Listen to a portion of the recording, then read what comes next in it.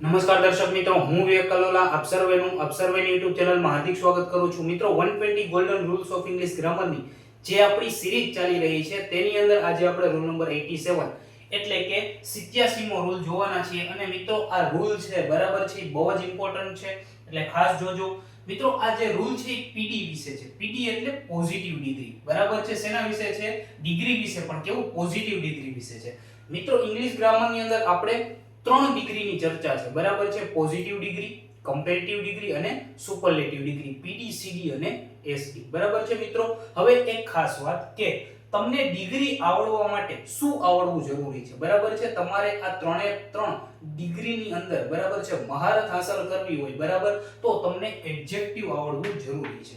શું આવડવું જરૂરી છે મિત્રો? એડજેક્ટિવ એટલે કે વિશેષણ ઓળખતા તમને આવડવા જોઈએ, બરાબર છે મિત્રો. પરંતુ અહીં આપણે 3 ડિગ્રી છે એ નથી સમજાવતા. પોઝિટિવ ડિગ્રીનો જે રૂલ છે, બરાબર છે, અને એમાં થોડુંક જે એક્સ્ટ્રા છે એના વિશે હું તમને કહીશ. એક વસ્તુ યાદ રાખજો મિત્રો કે પોઝિટિવ ડિગ્રી છે એ શું બતાવે છે? તો મિત્રો પોઝિટિવ ડિગ્રી છે ને સમાનતા બતાવે છે. શું બતાવે છે મિત્રો? સમાનતા બતાવે છે, અથવા તમે એવું પણ કહી શકો કે સરખાપણું બતાવે છે. શું બતાવે છે મિત્રો? સરખાપણું બતાવે છે, બરાબર. જ્યારે પણ કોઈ તમને પોઝિટિવ ડિગ્રીનું સેન્ટેન્સ આપેલું હોય, બરાબર છે, ત્યારે તમે એનું ગુજરાતી કરો તો શું અર્થ મળે, બરાબર છે? તો ગુજરાતીમાં અર્થ મળે છે મિત્રો ના જેટલું જ. શું મળે છે મિત્રો? ના જેટલું જ. પરંતુ તમે પોઝિટિવ ડિગ્રીને ઓળખશો કેવી રીતે મિત્રો? બરાબર છે, એક તો સમજવાનું છે. એક વસ્તુ યાદ રાખજો મિત્રો કે પોઝિટિવ ડિગ્રીમાં હંમેશા જે વિશેષણ આવે, બરાબર છે, જે વિશેષણ આવે એટલે કે જે એડજેક્ટિવ આવે, બરાબર છે, તે કેવું હોય છે? તો કે એના મૂળ રૂપમાં જ હોય છે.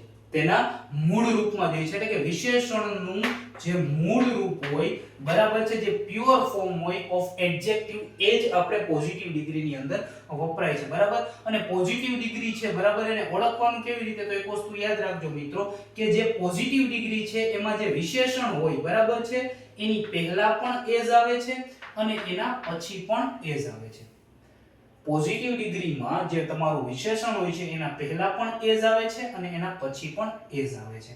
ક્લિયર છે મિત્રો? આપણે આને ઉદાહરણની મદદથી સમજીશું. હું તમને એમ કહું, બરાબર છે, કે રમેશ રાહુલ જેટલો જ ઊંચો છે. એનો અર્થ શું થાય મિત્રો? કે રમેશ અને જે આપણો રાહુલ છે એ બંને સરખા ઊંચા છે. હું તમને એમ કહું કે રમેશ રાહુલ જેટલો જ હોશિયાર છે, તો એનો અર્થ શું થાય મિત્રો? કે રમેશ અને રાહુલ બેય સરખા હોશિયાર છે. ક્લિયર છે મિત્રો? તો આનું ઇંગ્લિશ કેવી રીતે થાય? બરાબર છે, ઊંચો એટલે ટોલ અને હોશિયાર એટલે ક્લેવર, બરાબર. આવા તો અઢળક એડજેક્ટિવ્સ આપણે ઇંગ્લિશ ગ્રામરની અંદર જોવા મળે છે, બરાબર છે.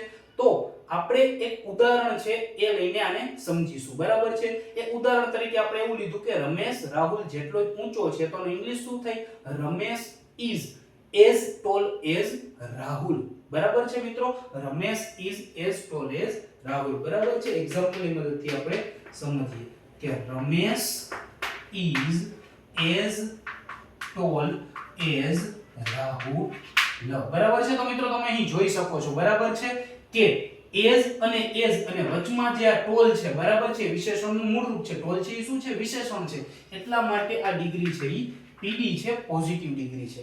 ક્લિયર છે મિત્રો? તો પોઝિટિવ ડિગ્રીને તમારે ઓળખવી હોય તો આના ઉપરથી તમે ઓળખી શકો છો કે as અને વચમાં વિશેષણનું મૂળ રૂપ આવે અને પછી શું આવે? as આવે. અને આનું ગુજરાતી શું થાય મિત્રો? ના જેટલું. હવે અહીં બીજો કોન્સેપ્ટ તમને હું સમજાવું છું મિત્રો કે જ્યારે પણ તમને એક્ઝામમાં એવું કીધું હોય, બરાબર છે, કે પોઝિટિવ ડિગ્રીનું વાક્ય આપેલું હોય અને એને તમારે કમ્પેરેટિવ ડિગ્રી એટલે કે સીડી માં ફેરવવાનું હોય, બરાબર છે. તો એક વસ્તુ યાદ રાખજો કે અહીં જે આ વાક્ય આપેલું છે, બરાબર છે, એ કેવું કહેવાય વાક્ય? તો મિત્રો આ વાક્ય છે એ એસરેટિવ સેન્ટેન્સ અથવા તો ગુજરાતીમાં હકાર વાક્ય કહેવાય. ગુજરાતીમાં હકાર વાક્ય કહેવાય. તો એક વસ્તુ યાદ રાખજો મિત્રો કે જ્યારે પણ, બરાબર છે, પોઝિટિવ ડિગ્રીનું વાક્ય જો તમને હકાર આપેલું હોય, બરાબર છે, અને તમે એને કમ્પેરેટિવ ડિગ્રીમાં ચેન્જ કરો છો, ત્યારે ઈ વાક્ય હકાર હોય તો નકાર થઈ જાય છે અને નકાર હોય તો હકાર થઈ જાય છે. ખાસ વાત શું મિત્રો કે પોઝિટિવ ડિગ્રીમાં જ્યારે પોઝિટિવ ડિગ્રીના વાક્યને તમે કમ્પેરેટિવ ડિગ્રીમાં ચેન્જ કરો છો ત્યારે કર્તાની અદલાબદલી થાય, એટલે કે કર્તા પોતપોતાનું સ્થાન બદલે છે. હવે આપણે સીડી માં ચેન્જ કરવા જઈ રહ્યા છીએ. જોજો મિત્રો, કર્તાનું સ્થાન બદલે એટલે રાહુલભાઈ છે ઈ પહેલા આવી જાય અને જે આપણા રમેશભાઈ છે ઈ રાહુલભાઈની જગ્યાએ વહી જાય. ક્લિયર છે મિત્રો? આટલી વસ્તુ કે પોઝિટિવ માંથી કમ્પેરેટિવ માં આવો એટલે કર્તા છે ઈ બેની અદલાબદલી થાય. બરાબર છે. બીજી વસ્તુ આ વાક્ય હકાર હોય તો શું થઈ જાય મિત્રો? તો કે નકાર થઈ જાય. બરાબર છે. તો નકાર કરવો હોય તો is પછી મારે શું કરવું પડે મિત્રો? નોટ કરવું પડે. Rahul is not. બરાબર. અને કમ્પેરેટિવ ડિગ્રી નું જે વાક્ય રચના છે કેવું છે મિત્રો? તો કે જે તમારું વિશેષણ આપેલું હોય ને er પ્રત્યે લગાડજો એટલે કમ્પેરેટિવ ડિગ્રીમાં ચેન્જ થઈ જાય. તો he told છે તો આનું કમ્પેરેટિવ ડિગ્રી શું થાય મિત્રો? તો કે ટોલર થાય. બીજી એક વસ્તુ બરાબર છે, સીડી માં શું હોય મિત્રો? સીડી માં શું હોય મિત્રો સમજાવી દઉં. બરાબર છે. જે તમારું વિશેષણ હોય બરાબર છે એને શું er પ્રત્યે લાગે અને એના પછી શું આવે મિત્રો? ધેન આવે. એના પછી શું આવે મિત્રો? ધેન આવે. તો Ramesh is not taller than Ramesh. બરાબર છે. ક્લિયર છે મિત્રો? તો જ્યારે તમે આ છે બરાબર, આ બંને વાક્યનું જ્યારે તમે ગુજરાતી કરો છો તો એના અર્થમાં કાંઈ ફેર પડતો નથી. અહીં પણ રમેશ અને રાહુલ બે સરખા ઊંચા છે અને અહીં પણ રમેશ અને રાહુલ છે એ બે સરખા જ ઊંચા છે. બરાબર છે. ક્લિયર છે મિત્રો? તો આશા રાખું છું તમને પોઝિટિવ ડિગ્રીનો આ કોન્સેપ્ટ છે એ હું બહુ સરળ રીતે સમજાવી શકીશ. જલ્દી જ મળીશું આપણે રૂલ નંબર 88 ની સાથે. ત્યાં સુધી જય હિન્દ, જય Bharat, take care, good bye, thank you so much.